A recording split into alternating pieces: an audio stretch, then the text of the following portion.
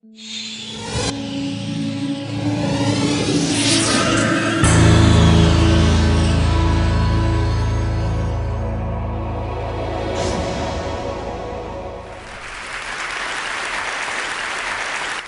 live in an incredibly busy world. The pace of life is often frantic, our minds are always busy, and we're always doing something. So with that in mind, I'd like you just to take a moment to think, when did you last take any time to do nothing? Just 10 minutes, undisturbed.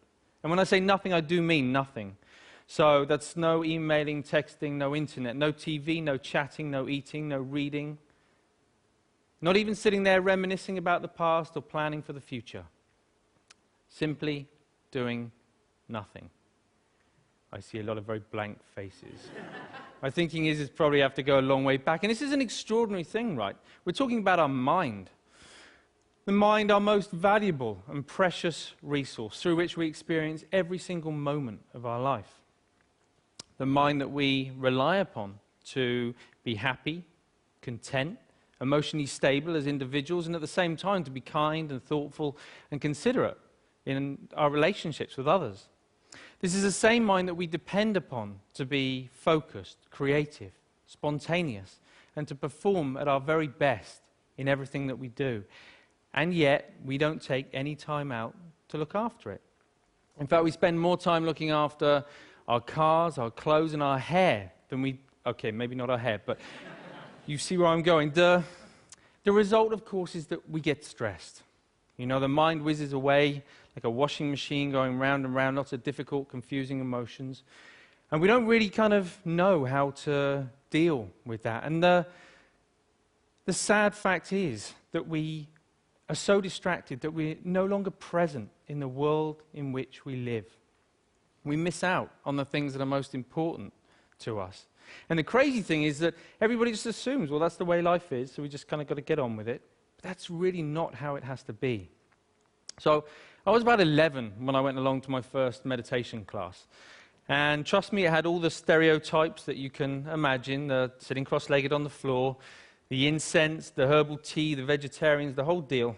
But my mum was going and I was intrigued, so I went along with her. I'd also seen a few kung fu movies, and secretly I kind of thought I might be able to learn how to fly, but I was very young at the time, you know. Now, as I was there, you know, I guess like a lot of people, I assumed that it was just an aspirin for the mind. You get stressed, you do some meditation. I hadn't really thought that it could be sort of preventative in nature. Until I was about sort of 20, when a number of things happened in my life in quite quick succession. Really serious things which just flipped my life upside down, and all of a sudden I was inundated with thoughts, inundated with difficult emotions that I didn't know how to cope with. Every time I sort of pushed one down, another one would just sort of pop back up again. It was a really very stressful time. I guess we all deal with stress in different ways. Some people will bury themselves in work, grateful for the distraction. Others will turn to their friends, their family, looking for support. Some people hit the bottle, start taking medication. My own way of dealing with it was to become a monk. So I quit my degree, I headed off to the Himalayas, I became a monk, and I started studying meditation. People often ask me, you know, what I learned from that time. Well, obviously it changed things, you know. Let's face it, becoming a celibate monk is going to change a number of things. But it was more than that. You know, it taught me, it gave me a greater appreciation and understanding for the present moment. By that I mean not being lost in thought, not being distracted, not being overwhelmed by difficult emotions, but instead learning how to be in the here and now, how to be mindful, how to be present. I think the present moment is so underrated. It sounds so ordinary, and yet we spend so little time in the present moment that it's anything but ordinary. There was a research paper that came out of Harvard just recently that said on average our minds are lost in thought almost 47% of the time. 47%. At the same time, this sort of constant mind wandering is also a direct cause of unhappiness. Now, we're not here for that long anyway, but to spend almost half of our life lost in thought and potentially quite unhappy, don't know, it's just me. It kind of seems tragic, actually, especially when there's something we can do about it. When there's a positive, practical, achievable, scientifically proven technique which allows our mind to be more healthy, to be more mindful, and less distracted.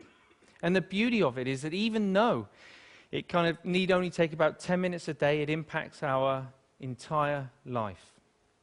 But we need to know how to do it. We need an exercise, we need a framework to learn how to be more mindful. That's essentially what meditation is. It's familiarizing ourselves with the present moment. But we also need to know how to approach it in the right way to get the best from it. And that's what these are for, in case you've been wondering. Because most people assume that meditation is all about sort of stopping thoughts, getting rid of emotions, somehow controlling the mind. But actually it's quite different from that. It's more about sort of stepping back, sort of seeing the thought clearly, witnessing it coming and going, emotions coming and going without judgment, but with a relaxed, focused mind. So for example, right now, if I focus too much on the balls, then there's no way that I can relax and talk to you at the same time. Equally, if I relax too much talking to you, then there's no way I can focus on the balls. I'm going to drop them. Now in life and in meditation, there'll be times when the focus becomes a little bit too intense and life starts to feel a bit like this. It's a very uncomfortable way to live life when we get this tight and stressed. At other times, we might take our foot off the gas a little bit too much and things just become a sort of bit like this. And of course, in meditation, we can end up falling asleep. So we're looking for a balance of focused relaxation where we can allow thoughts to come and go without all the usual involvement. Now, what usually happens when we're learning to be mindful is that we get distracted by a thought. Let's say this is an anxious thought. So everything's going fine, and then we see the anxious thought, and it's like, oh, didn't realize I was worried about that. You go back to it, repeat it. Oh, I am worried. Oh, I really am worried. Wow, there's so much anxiety. And before we know it, right, we're anxious about feeling anxious. You know, this is crazy. We do this all the time, even on an everyday kind of level. If you think about the last time, I don't know, you had a wobbly tooth. You know it's wobbly, and you know that it hurts. But what do you do every 20, 30 seconds? I don't know. It does hurt. And we reinforce the storyline, right? And we just keep telling ourselves. And we do it all the time. And it's only in learning to watch the mind in this way that we can start to let go of those storylines and patterns of mind. But when you sit down and you watch the mind in this way, you might see many different patterns. You might find a mind that's really sort of restless and the whole time. You know, don't be surprised if you feel a bit agitated in your body when you sit down to do nothing and your mind feels like that. You might find a mind that's very sort of dull and boring and it's just almost mechanical. It just sort of seems it's as if you're just sort of getting up, going to work, eat, sleep, get up. Or it might just be that one little nagging thought that just goes round and round and round your mind. Whatever it is, meditation offers the opportunity, the potential to step back and to get a different perspective, to see that things aren't always as they appear. You know, we can't change every little thing that happens to us in life, but we can change the way that we experience it. That's the potential of meditation, of mindfulness. You don't have to burn any incense, and you definitely don't have to sit on the floor. All you need to do is to take 10 minutes out a day to step back, to familiarize yourself with the present moment so that you get to experience a greater sense of focus, calm, and clarity in your life. Thank you very much.